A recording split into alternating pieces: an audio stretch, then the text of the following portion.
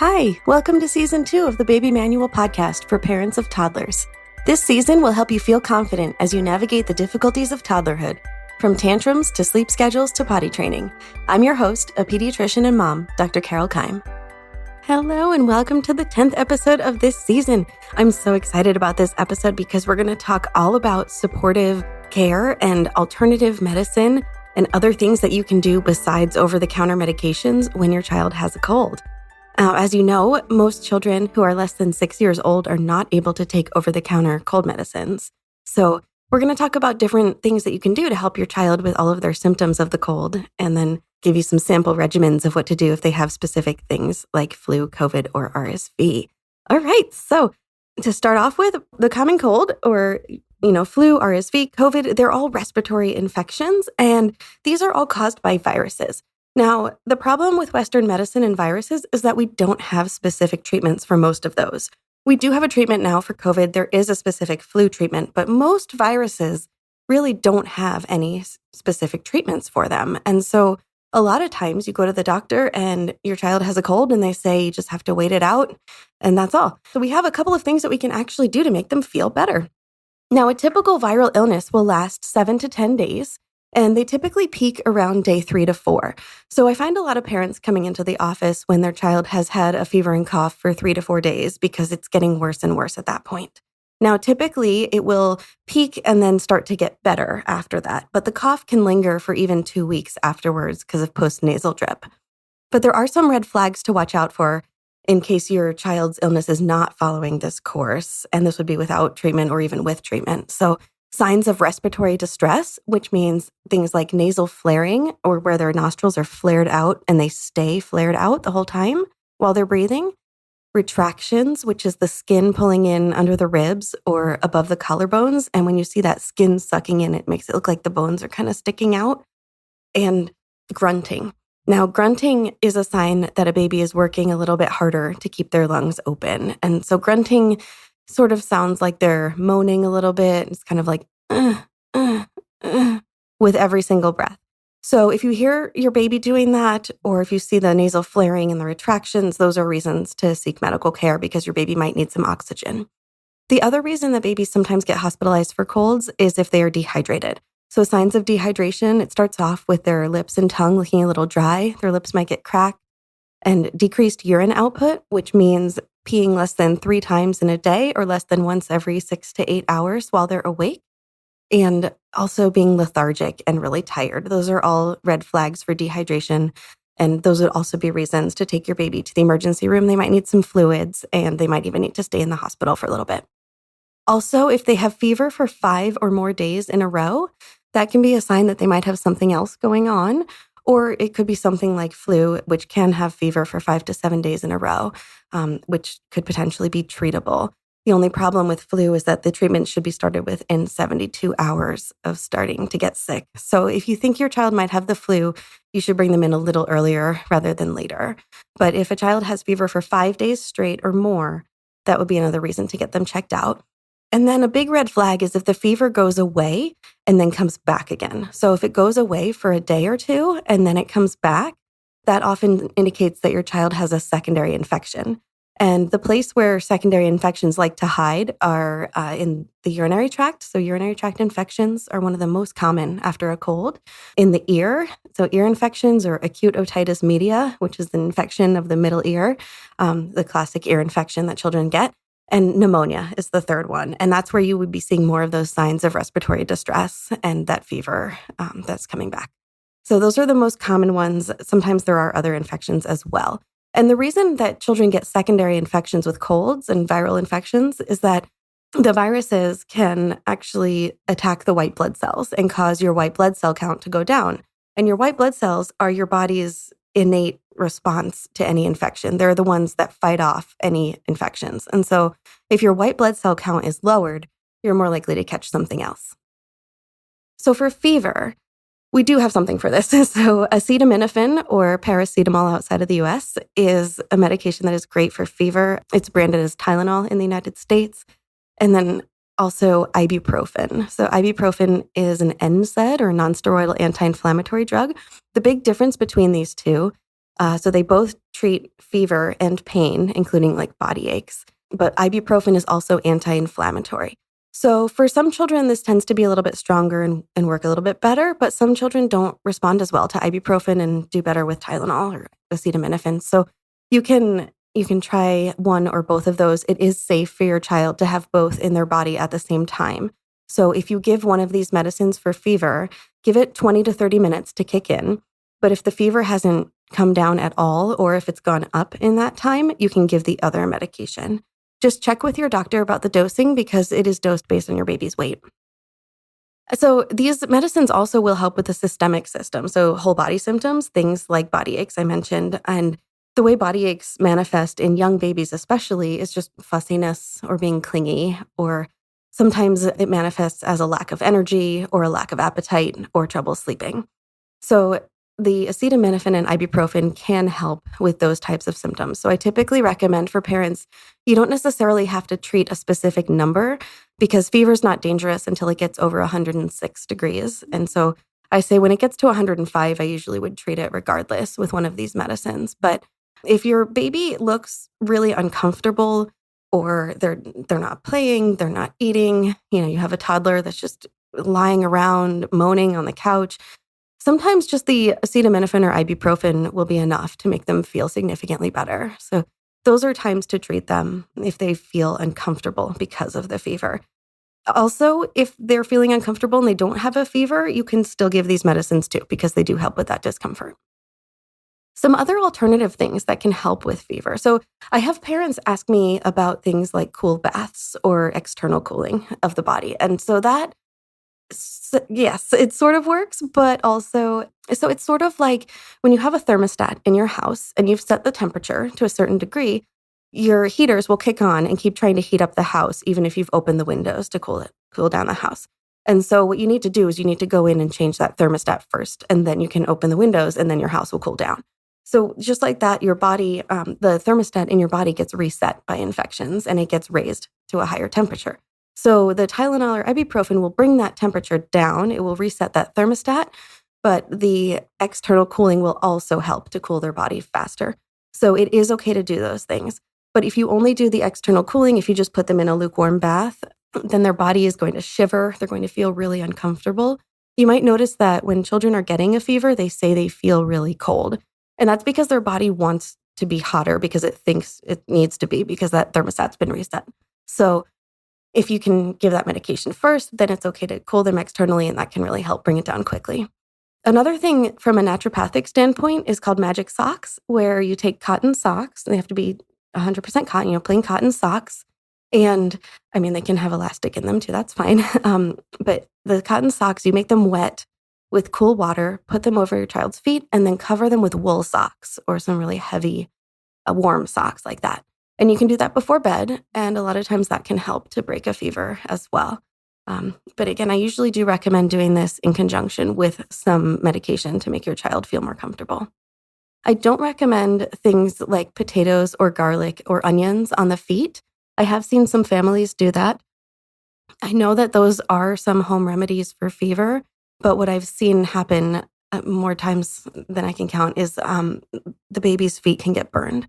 So the skin on their feet gets a chemical burn, and it's pretty severe, and it can take several weeks to cure. So I don't recommend doing things like garlic on the feet or potatoes or onions. All right, so for congestion and ear pain, those are actually related. And so what happens, the reason that kids get ear pain a lot of times with colds and when they get stuffy, and also even after allergies, you get that swelling up in that area. The eustachian tubes from the ears are the tubes that drain the fluid out of that middle ear to clear it out, and they empty at the back of the nasopharynx, which is where the nose and the mouth come together at the back of the throat. So any congestion in the head, especially in the nose and throat, can swell up and pinch off those little tubes and not let them drain as easily. And so the fluid builds up, and the buildup of fluid is actually what causes the pressure and the pain in an ear infection. When you have something like a bacterial infection causing an ear infection, it usually gets in through the nose or throat and then kind of creeps up those eustachian tubes and infects in there, and then it gets swollen and stuck in there as well.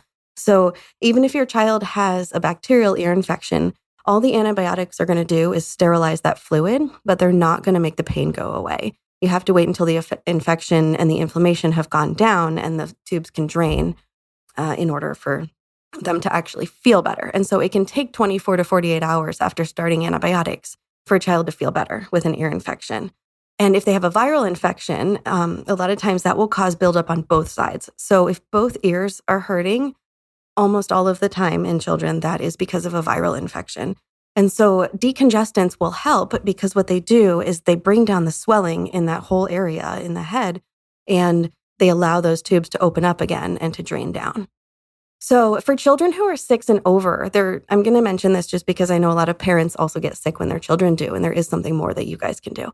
So for 6 and over, you can take pseudoephedrine, which is name brand Sudafed in the United States. That's one that we have to get from the pharmacist specifically. Even though it's available without a prescription, you still have to ask the pharmacist for it and show your driver's license to get it because it's regulated. And the other one is oxymetazoline nose spray, which is branded as Afrin in the United States. And both of those, both the Sudafed and Afrin, they last 12 hours. And they're fairly powerful decongestants, but they can cause rebound congestion if you use them too much. So they can only be used for 2 or 3 days at a time. If you use them more than 3 days, your blood vessel, what they're doing is they're causing your blood vessels to constrict and not leak out as much fluid into the space, into the cells around it, which is where that swelling comes from. The blood vessels stop responding, and then they get even worse and even leakier. So you get much more congestion. So try not to use those for too long. There are also some antihistamines with decongestants in them that we have in the United States, things like Claritin D. And the decongestant in those also, it can cause rebound. So you might notice if you're taking too much of that specific one, not regular Claritin, the Claritin D, or other decongestants with a D at the end, those can cause that rebound congestion. So just 2 to 3 days for those. But for children under age 6, we can't do any of these over-the-counter decongestants. Ibuprofen is anti-inflammatory, as I mentioned, and so that's actually the first treatment for ear infections in children is ibuprofen for 48 hours. And that's because sometimes ear infections go away within 48 hours. And so that can help your child to avoid antibiotics, and which there are many, many pros to avoiding antibiotics, including things like, GI upset and from them and resistance and things like that. But also, if they're better in 2 days with just the ibuprofen, then that's pretty indicative that it was a viral infection and they didn't need those antibiotics. Other things that will help with congestion and ear pressure, you can do saline nose spray or nose drops in children under age 6. And the nose drops I like especially for infants because you can lay them on their back when you're changing their diaper and just put a drop right under their nose. Babies who are less than a year old are obligate nose breathers, which means that they have to breathe through their nose unless they're crying. And so they will just suck those little drops right into their nose and it'll start to work immediately. Now, if you use hypertonic saline, that's not normal saline, but it's a more concentrated saline, that's going to work a little bit better as a decongestant than regular saline. But regular saline is fine too. And if they've got a lot of mucus too, that saline can help to thin it out so that they can swallow it. Now, with the saline nose spray and nose drops, also, sinus washes for kids that are old enough to tolerate that, and for adults, what they're doing is washing out all the infection that's in there, clearing the nasal passages, making it a little bit easier to breathe. They're meant to be for comfort. So if your child gets more upset from this, you don't need to keep doing it. And that's the same for all of these treatments, really. If any of the supportive care is not making them better or it's making them feel worse, then don't do it, because that's the whole point of supportive care, right? Is to make them feel better. Now, you can bulb suck out the saline if you wanted to, or you can just let them swallow it because the nose, goes to the back of the throat and then it can just drain that mucus right down their throat and they can swallow it, and that's totally fine. So yeah, with bulb sucking, if it seems to be helping them and clearing that mucus out, that's great, but it's totally optional. Other things with congestion, ginger is a great decongestant. I love ginger tea for children. For babies who are between 6 months and a year, it is okay to give them ginger tea as much as they want to drink of it. For babies less than 6 months, they should be exclusively breastfeeding or formula feeding or both. So If you give them any liquids that are not breast milk or formula, you're depriving them of things like calories from fat and protein and carbohydrates. So the the idea for children less than 6 months of age is you can give them just a little bit of tea, like a spoonful at a time, maybe, no more than an ounce or two in a day, because you don't want to fill them up from that because they can get calorie depleted from that. Spicy foods for kids old enough to eat them. Spicy foods are great decongestant. If you've ever had something really spicy, especially like wasabi, it just opens your sinuses right up. I like spicy soups as well, if kids will eat those. Steam is good. It works just like saline. It just waters out and helps thin out those secretions in the sinuses, makes them clear out a little better. And then things like Vicks or eucalyptus oil, peppermint oil, any of those menthol type of oils. There's some Breathe blends from different oil companies. So any of those that smell like that can help open them up as well. With the oils, I suggest putting them for children a year and up. You can put them on their chest and on their feet. For younger babies, you could put those oils or that Vicks either on the bed sheets or on their pajamas or on their socks before putting them on so that you don't sting their skin, because they can be pretty sensitive to this. And that works for older kids as well, if they are sensitive to it. You can even put it on their pillow for the older kids. From an OMT, which is an osteopathic manipulative technique, or a chiropractic standpoint, you can do a sinus drainage massage. And the way to do that is you tap on the sinuses and then press outwards. So the sinuses are between the eyes, just above, like in the middle of the forehead, and underneath both of the eyes, like next to the nose, kind of by the cheeks. So those spots, if you tap on those and then press outwards, like from the middle of the face to the outside of the face, massage in that direction, and then turn their head to the side and massage down the side of their neck, and then turn their head to the other side and massage down the other side of the neck. And that can help to get some of that fluid to clear out of their head. The sides of the neck is where the lymphatic channels are that drain the face. And so those will help to drain any of that fluid out of there. Acupuncture can also help with congestion and ear pain, and acupuncture in children does not involve needles. So for young children, what they do is they have special tools. Some of them are triangle shaped, some are shaped like little brushes, and they just gently tap or stroke or press along different acupuncture points and channels, and that can help. It's one of those things that it's from a Western standpoint, we can't explain why it works, but we know that acupuncture does work. So it is a good suggestion, for those kids that are congested and you don't know what else to do. And then also onion earmuffs is another naturopathic suggestion for ear pain specifically.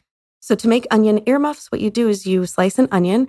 You can either cut it in half or into slices and warm it up.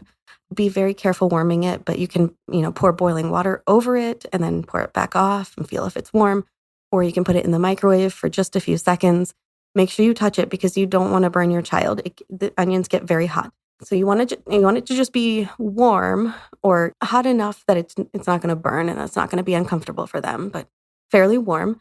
And then just put that onion right over their ear, just like an earmuff, and have them lay like that for as long as they can tolerate. Typically 20 to 30 minutes should be good. And that's one of those other naturopathic things that I kept hearing about. I tried it with my own daughter and it did work. So I know that's a very small sample size right there, but it's something that could be worth trying. And most people have onions at home. So again, just be careful not to burn your baby. For runny nose. So first off, I just want to say antihistamines do not work for runny nose. They don't work for congestion. They work great for allergies, but histamine is not being released when you have a viral infection. So when you have an infection, antihistamines are not going to help with the congestion or the runny nose. Benadryl is not going to dry out your kids. It's diphenhydramine. It doesn't work that way, unfortunately. But if they do have allergies, it can help with that. So for runny nose, I would say use saline nose spray or nose washes to keep that mucus cleared out. And then you can use the bulb sucker if the boogers are stuck in there. Make sure you're washing your hands every time you wipe your child's nose with soap and water, because they wash your hands with soap and water, because you can get that infection pretty easily. There's a lot of viruses that come out in the mucus when children have a runny nose. And a lot of parents will ask me about the color of the mucus, and they'll tell me, well, it was clear, now it's yellow, or now it's green. And that doesn't necessarily mean that they need antibiotics if the mucus has changed colors or if it's gotten thicker. The colors are actually from red blood cells that are being broken down. And so whenever you have inflammation and the blood vessels are leaky, all of the blood cells are leaking out into that area too, along with that fluid. And so the red blood cells, when they break down, they turn yellow and green. Just sort of, if you've ever had a bruise that changed colors, it goes from purple to kind of green to yellow, and then it fades away. It's the same sort of process. It's those red blood cells breaking down. So the color of the mucus isn't the infection. It's not bacteria making it colored. It's the amount of inflammation. Now, bacterial infections do tend to cause more inflammation than viral infections. So it is more likely to have colored mucus with bacterial infections and viral, but it is possible to have it with both. So if your child's mucus seems to be really thick and stuck, you can use a medicine called guaifenesin, which is branded as Mucinex in the United States. Plain Mucinex, not with anything else mixed in with it. But the way that guaifenesin works is it's an expectorant, which means it makes you cough and spit out stuff. It makes you secrete thinner mucus, and then it makes your body want to cough it out. So most of the time, children do not need this medication. They almost never need it, really. It's just if they have very, very thick mucus that seems to be stuck. But I feel like a lot of parents give their children Mucinex because it's branded as a cough medicine here in the United States. And unfortunately, it's not an anti-cough medicine. It's a pro-cough medicine that makes you cough more. And I have a lot of parents tell me that, they gave the Mucinex to their kid and it made them worse. Or they're giving them this cough medicine every day and they still have this cough. So when I find out that it's that medicine, I tell them that's what's actually causing the cough at this point. It's not the infection anymore. So remember, if you do need, to clear things out, or as an adult, if you have a sinus infection and you've got that thick, stuck mucus, you can use that guaifenesin or Mucinex to clear that out. All right, as for cough, there are some cough medicines that we have in the United States, but they are only for ages 6 and up because all of them, things like dextromethorphan, codeine, other similar ones, what they do is they make you not breathe as deeply and they decrease the respiratory drive. So they decrease your desire to take deep breaths. So for children less than age 6, what this can do is actually cause them to stop breathing. So that's why we do not recommend any cough suppressants in children under age 6. Again, antihistamines will only work for a cough if it's allergies and not an infectious cough. So those aren't going to help either. And unfortunately, ibuprofen and acetaminophen also do not do anything for cough. So the only thing in Western medicine that has been shown to be safe and effective in children is honey. And honey is only good for children over a year because remember, children less than 1 year are at risk of getting botulism from honey, which is a deadly disease. But over a year of age, it is safe to give honey to children. And for children less than a year, we do sometimes suggest that you give them agave syrup. It's not as good as honey. It hasn't been shown in studies to be as effective, but it is something that might help a little bit with their symptoms. You know how honey kind of coats your throat, can make it feel a little bit better. Agave is the same sort of idea. So you can try that. But unfortunately, for children who are less than a year, for the cough specifically, there's almost nothing that we can do. We can do those other things like the Vicks and the essential oils and, things like acupuncture and chiropractic can help with that as well. But those are, of course, not Western treatments. Those are the alternative ones. You can also teach your children, and you should teach your children to cough or sneeze into their elbow if they need to, because you remember, if you sneeze or cough into your hands, all of the germs go right onto your hands. And you know how children are about washing their hands, especially right after coughing. They just want to get back to whatever they're doing. So if they cough into their elbow, it keeps it covered, and they're less likely to put those viruses onto surfaces and infect other people that are in the family. There are some immune boosters that you can use as well. And these are things that are going to, like antioxidants and, things that are naturally antiviral that can help you fight infections. So these are actually, I do have a link on my website, in my link tree, that will be linked in the show notes for this, where you can just find some easy regimens and some, samples, ideas of what you can get. But any vitamins really are, I'd say overall in the United States, at least, most vitamins are fairly equal. So any vitamin D, C, et cetera, will work. So vitamin D, every person from birth to adult should have 400 units of vitamin D per day. And that's just a minimum amount. When you're sick, you can double that, and it is safe to take more vitamin D. There are not currently any cases in literature of anyone overdosing on vitamin D. There are some, you can overdose on other vitamins. Vitamin D specifically is one that we suggest taking at least 400 units per day. If you want to double it while you're sick, I think that's great. Vitamin C. Now, this is one you can overdose on. So it's 1,000 milligrams for adults is the daily dose. The way I calculate it for children is 100 milligrams for each 10 pounds or 5 kilos of weight. So that's for a 1-year-old child who is approximately 21, 22 pounds or 10 kilos, that would be about 200 milligrams of vitamin C. For zinc, the adult dose is 30 to 60 milligrams for adults. And so you want to do, again, about 1/10 of that for children. So 3 to 6 milligrams per 10 pounds of weight for zinc. For echinacea, this is one that's not specifically dosed, but that is an herb that can help stimulate your immune system. So when you are first exposed or you first start getting symptoms, like the first day or two of symptoms, you can do some echinacea, and that's going to trigger extra inflammation, but it triggers it in a way that it helps to fight the infection off. So it just boosts your immunity in that sense. Elderberries are shown to be antiviral as well and immune boosting and high in vitamin C. So you can give them elderberry syrup or gummies, and that most children love those. They taste really good.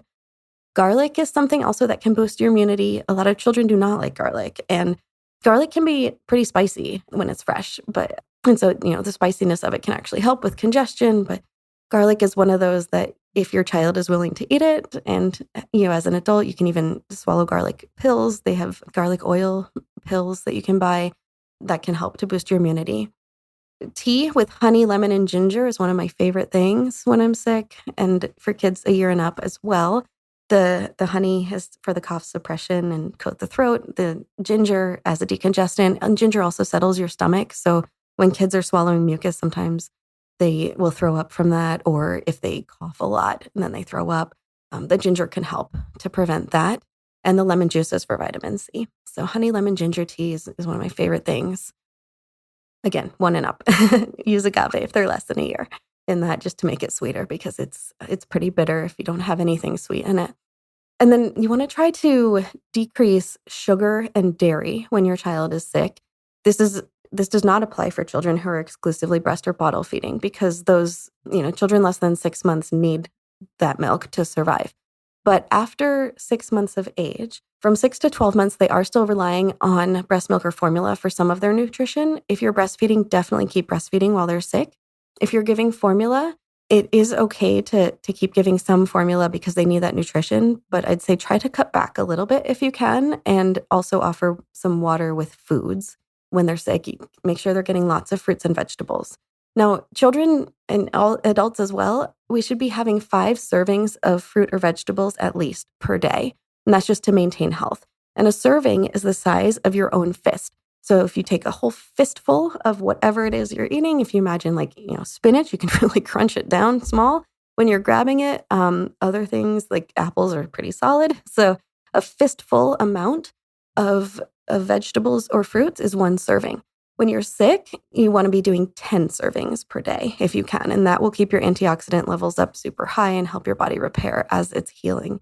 So 10 servings is an awful lot. That means at least half to 3/4 of every meal needs to be fruit or vegetables. And if you're not able to eat that many, I do have a link as well for some fruit and vegetable supplements that are just whole fruits and vegetables that have been freeze-dried, powdered, and put into capsules and gummies for adults and children.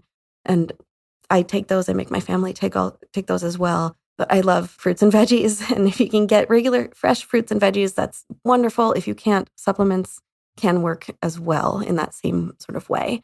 All of these vitamins, as I said, they're in the show notes in my link tree, which is linktr.ee/Dr. Keim, DRKEIM. Now, if you do purchase any of the supplements through my link tree, I like to be upfront that I do get a commission for that, but also you get them at a discount. So it is a win-win. All right, so some sample regimens real quick. If your child has RSV and or the common cold, you can do these sorts of things. Remember that RSV is one of the common cold viruses, and it gets a lot of attention here because about 1% of children with RSV who are less than 2 years old will end up hospitalized because of it, and about 10% will end up having to see the doctor because they seem so sick from it. So RSV is something that as you get older, there are many subtypes of it, many strains of it, and so we don't have a vaccine for it specifically. It's not just one respiratory syncytial virus, it's many RSVs, subtypes. So you can get reinfected, and each time you get it and fight it off, your body gets a little bit stronger. And so by the time you get RSV as an adult, most of the time, it's really mild. So some of the treatments for children and adults with RSV are common cold, Tylenol and ibuprofen. As I've mentioned, the acetaminophen is every 4 hours, and ibuprofen is every 6 hours. Saline nose spray or nose drops each time they're about to eat and go to bed can really help clear that nose out. And especially babies who are less than a year, that's what we do in the hospital, is we do the saline nose drops every time they're about to eat and before sleeping. And that's unfortunately, is one of the best treatments that we actually have for RSV. You can bulb suck if you want to get that mucus out or not, again, just for comfort. You can bring them into the bathroom when you're showering and they can get that steam from there. And if you put some Vicks or one of those essential oils on yourself or on the shower floor before you get in, that will help it get up into that steam and help your baby breathe that in as well. You can use a nighttime humidifier if you live in a dry climate. You don't necessarily have to buy one, though, if you don't have one. It's one of those, if you've got one already and you're in a dry climate, you can do that at night. I don't suggest leaving a humidifier running all the time, though, because it can grow mold, and mold can cause worse respiratory symptoms and can even potentially be a precursor to asthma. So we want to be careful with the humidifier. And if you're in a moist climate, you don't need it really at all. You can give vitamin C and D, zinc, echinacea, elderberry, and then also consider chiropractic and acupuncture.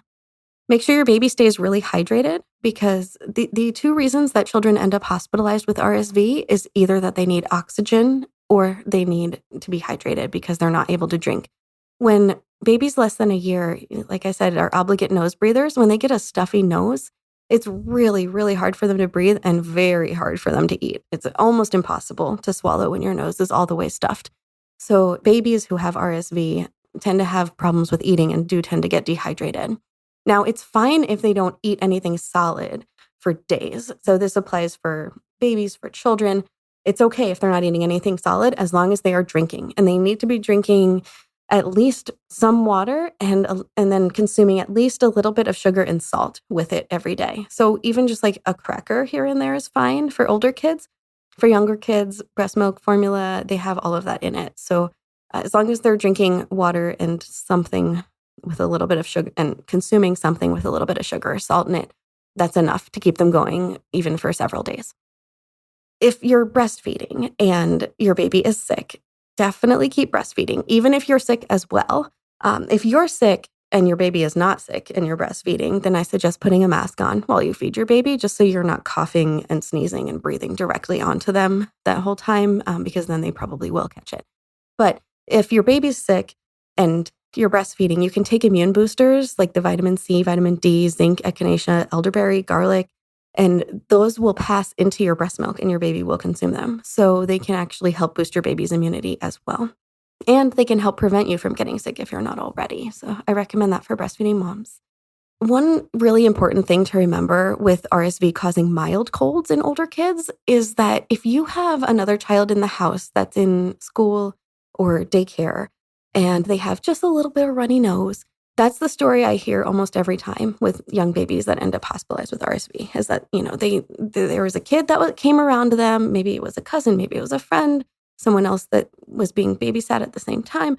And they just had the tiniest cold, just a little bit of a runny nose, and then suddenly baby ends up super sick. So that is kind of what RSV looks like in bigger kids. It's just a very mild cold. So anyone with any cold symptoms at all should not be in the same room as your baby, unless you're, the mom that's feeding them. And anyone who is in the same room, they should ideally be sitting across the room, at least 6 to 10 feet away, and ideally could have a mask on as well, because, masks will help to prevent any sneezes or coughs from traveling quite so far. Make sure that if you have an older child who is sick, you're not sharing bulb suckers or pacifiers between your children, because I've also seen children end up hospitalized for that reason, where, the older child was congested, and so the mom used the bulb sucker to clean out the nose, and then the little infant was, had the normal infant stuffy nose like they do when they're first born, when they're little, and used that same bulb sucker and then gave it to that baby. So I've seen that happen actually a couple times. So make sure you're not sharing bulb suckers, pacifiers, and if children put any toys in their mouth, especially the older ones, if they're a little bit sick, make sure you wash those toys off before letting babies touch those as well. For COVID, it's the same supportive care regimen as RSV, but there may also be some specific treatment for it in the future for children. As of right now, we do have a treatment for adults for COVID, but that medication is not yet approved for children. So keep your eyes peeled for that. It hopefully will come out soon, but we don't know for sure. And for COVID as well, we do have a vaccine for that. So the adults in the household, if they are vaccinated for COVID, they are much less likely to bring it home to their children and give it to them. So we do recommend that the adults in the household get vaccinated. For the flu, so similar, but a little bit different. With flu, a lot of times they also have some GI upset with it. Flu tends to hit the respiratory system and the gastrointestinal system. And so it causes things like cough and vomiting and diarrhea and fever and body aches and all those things. So we do the acetaminophen or ibuprofen for the fever and body aches. Also can help with their sleep and their appetite. Saline nose drops or nose spray for congestion. Honey for cough if they're over a year. And ginger for congestion and also to settle their stomach. For vomiting and diarrhea, you want to be making sure that they stay hydrated. That is the most important thing with vomiting and diarrhea. So you want to give them very small amounts at a time. If you give a sick child a whole cup of water and they chug that whole thing, they're probably just going to throw it right back up. And so giving them tiny little bits at a time can really help, even with a syringe if you need to. You can also give them watered down juice. Make sure it's at least 50% water when you water it down, because if it's higher than that, it's not going to hydrate them as well. You can use oral rehydration solution, which is very easy to Google. It's basically just water with sugar and salt in it. You can also try sneaky things like popsicles. Popsicles count as hydration because they're just liquid, right? And a lot of children love them. So you can make your own popsicles. You can give them ice chips to suck on if they like it. You can also do gelatin, like Jell-O. Most children love that, and that is mostly water. And so that counts actually as a liquid. And then we do have commercial drinks like Gatorade or Pedialyte, and those are okay as well. I don't necessarily prefer them over things like water and watered down juice because some children like them, but some really don't. And some it makes them throw up as well because they just don't like it. If they're not able to keep down sips of fluid, if they're unable to keep down water, that's the time when you need to bring them into the emergency room. And sometimes children, when they get dehydrated, what happens is they get a little bit of acidosis, which means a little bit of acid in their blood. Lactic acid builds up. And that makes them feel more sick and makes them throw up more because the body's trying to get rid of acid, and so it tries to get rid of stomach acid. So vomiting can become a vicious cycle. When they start to get dehydrated, then they vomit more. And I see a lot of kids bounce right back after we give them a bag of IV fluids in the ER. So if your child is at that point where they're throwing up water, then definitely bring them in, get them hydrated up. They might need to stay in the hospital, but there's a decent chance that they'll just need to be rehydrated and can be sent back home. We do have some medicines against flu in the US. We use Tamiflu most of the time, which is oseltamivir, and it's sort of a double-edged sword, that one. So I feel like what I found is that for some people, it makes them feel better immediately. Like first dose, they know, and they feel better already. And it's a 5-day course of medication. You take it twice a day. But some, it makes them throw up, or cause pretty severe diarrhea and stomach aches. So with Tamiflu, if you are going to be doing that, it is approved for age 6 months and up. Just watch your child after you give that first dose. If it makes them sick, it makes them throw up, you don't need to continue it. They will get better on their own without it. But if they do fine with it, then keep doing it because it will make the infection go away faster. And then adults and children over age 6 are eligible for the flu vaccine as well. And so that can actually help prevent flu, or if they do get it, can help it not be as bad. And the way they develop the flu vaccine every year is they look at the variants that are circulating around the world because the flu tends to migrate around the globe. It's kind of interesting. It goes around about once a year. And, as it comes back, it has mutated. And so we check the variants that are out and circulating and put as many antigens as we can that would protect against those variants into the vaccine. And so some years it's really good. Some years it's not as effective. Sometimes it mutates differently than we expected. But regardless, getting a flu vaccine can reduce your risk of getting flu and getting seriously ill from the flu by at least 20 to 50%.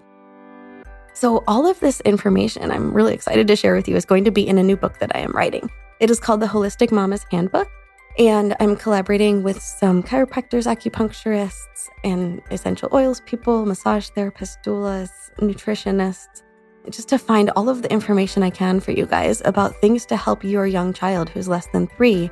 Because really, from a Western standpoint, there's not too much that we can do, really. It's the acetaminophen, ibuprofen you keep hearing over and over again, and saline drops is a lot of our mainstay for infections in children and for these comfort measures and for quality of life.